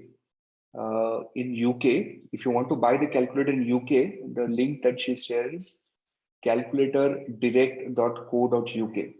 Calculatorsdirect.co.uk. Okay, thank you. Appreciate it, Tanisha. Okay, GARP books or Schwezer books. If you have to choose, clearly you have to get the GARP material. Where to get the GARP material? When you sign up for the FRM exam. When you sign up for the FRM exam, they give you an option of buying the material. So that's one. And then some people in India, they get access, they get their hands on pirated copies, and so you figure out what you want to do with that. That's none of my concern, but I'll recommend get the GARP books. They're very useful.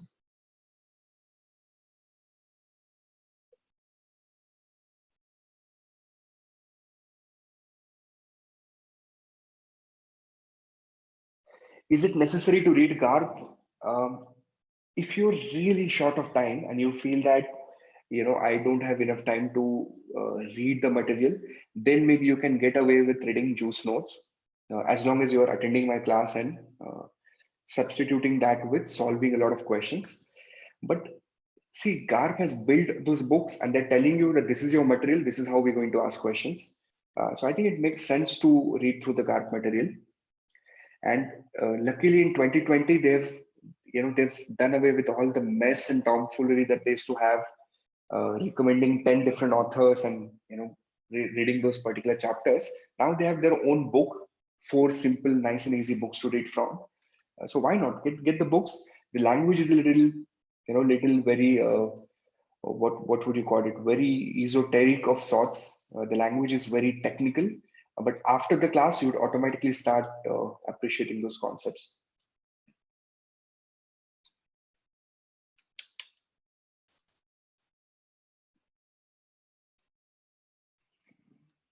Can we get a head start boost in studying as of now? Yes, Ashu, why not? So while I'm doing level 0 in the class, if you feel that you want to go ahead of me, start with financial markets and product videos on the FinTree LMS. Start with book 3. The name of the book 3 is Financial Markets and Products, and start them in sequence. Banks, insurance, mutual funds, and then derivatives. Just start watching the videos. That would do the job. In fact, what I would recommend, if you guys are in a situation where you're not working because of the lockdown or whatever, and you feel that you have extra time, why not binge watch FRM videos instead of Netflix? I agree that they're nowhere close to as exciting as the stuff you have on Netflix, but Netflix is not going to help us pass the exam, and the FRM videos will. So maybe just go through all of them. They're roughly about 120 hours. And if you can finish them, this month, that's a big competitive advantage you have.